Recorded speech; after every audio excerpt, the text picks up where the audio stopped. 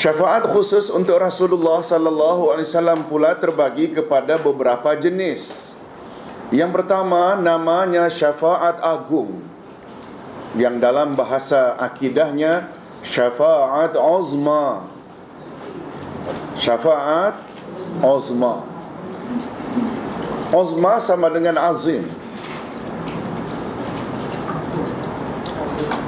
Apa beza Ustaz? Azim dengan uzma.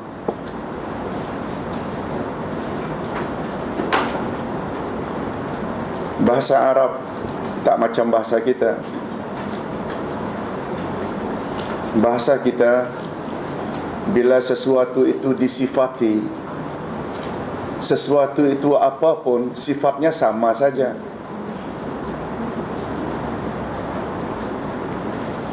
Umpamanya,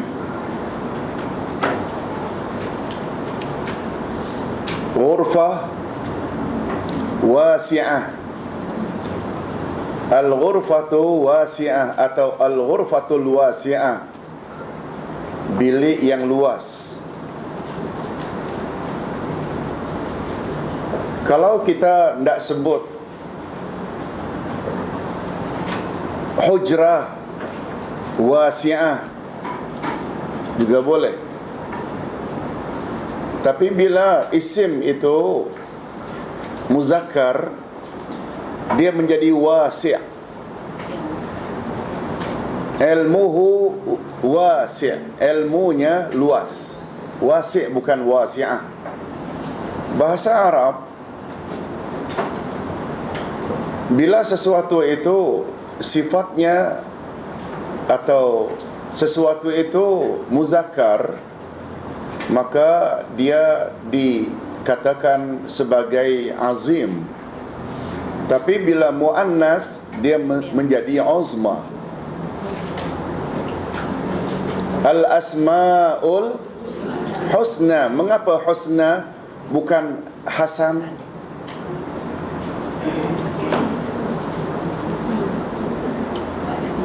A'zam.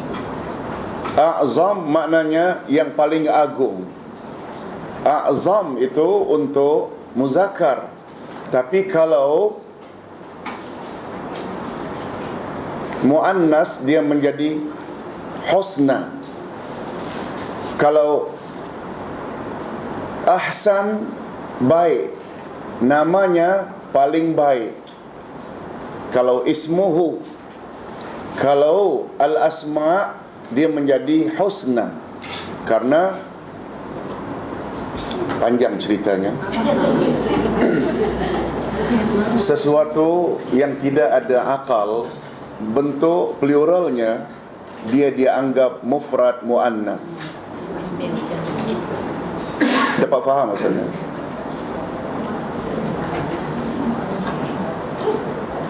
Al-ismu muzakkar, al-ismu muzakkar.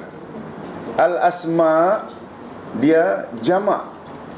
Al-ismu mufrad. Mufrad maknanya singular. Al-ismu, ma ismuki, siapa namamu, karena mu seorang, ki. Kalau kunna, ma asma'ukunna, siapa nama-nama kamu, asma' jadi kalau plural. Isim bila satu dipanggil mufrad muzakkar, satu jumlahnya dan laki-laki golongannya. Dua ismani. Kalau asma, dia menjadi jamak atau plural dari muzakkar. Ism itu muzakkar, tapi dalam bentuk jamak dia menjadi mufrad muannas. Macam satu tapi muannas. Ini yang orang kata agak rumit sikit. Orang kata lah, ada yang bilang rumit banyak. Tapi tak mengapa. Jadi syafaat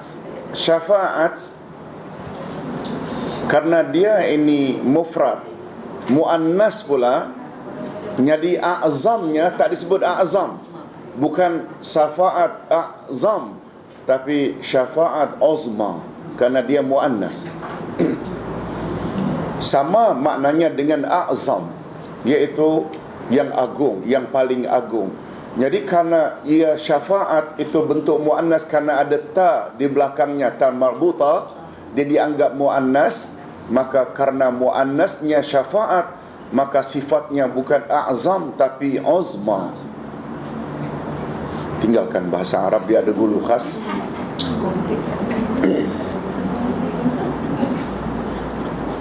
Tapi memahami syafaat tak serumit itu, tak serumit itu. Senang saja syafaat ada khas, ada am. Ada khas, ada am. Khas untuk Nabi sahaja. Jadi syafaat uzma ini artinya dalam bahasa kita, makna asalnya syafaat teragung. Itu lebih tepat. Bukan syafaat agung saja, teragung. Kisah tentang adanya syafaat ini terdapat di dalam hadis panjang yang diriwayatkan oleh Imam Bukhari dan Imam Muslim. Maknanya hadis sahih tak? Sahih. Oleh sebab itu umat Islam tidak boleh mengingkari adanya syafaat uzma ini.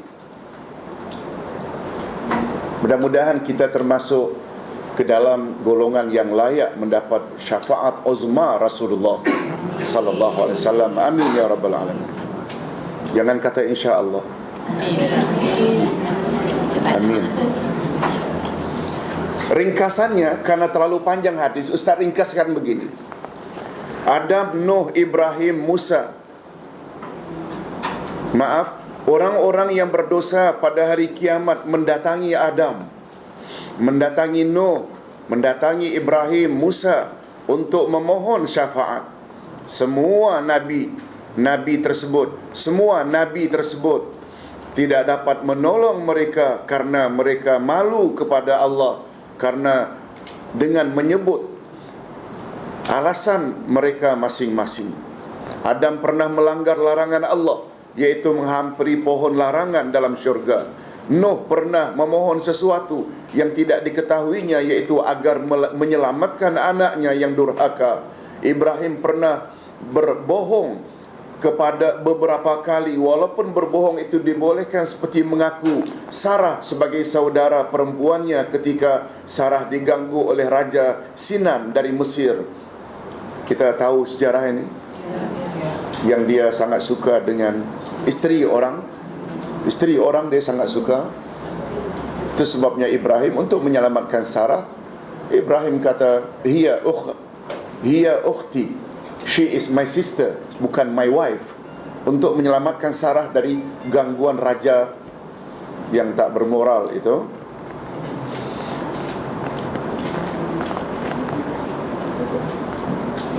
Dan berbohong tentang patung sembahan kaumnya yang dipecahkannya. Dia tak mengaku dia yang memecahkannya, tapi dia suruh kaumnya bertanya pada patung yang paling besar. Betul tak?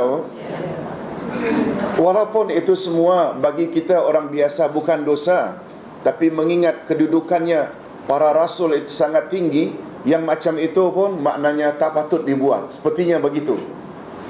Musa pernah membunuh orang Qibti tanpa sebab yang dibolehkan.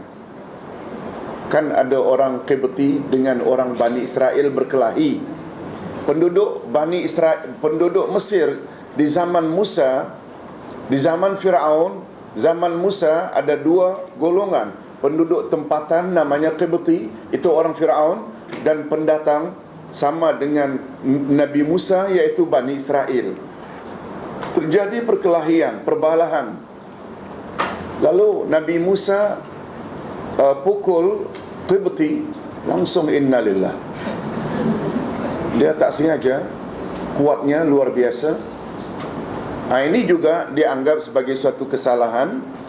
Kemudian setelah rasul-rasul berkenaan tidak dapat tolong umat yang berdosa, mereka pergi kepada Isa sambil menyebut kelebihan beliau. Namun demikian Isa juga tidak dapat menolong mereka tanpa menyebut alasannya mengapa beliau tidak boleh memberi syafaat.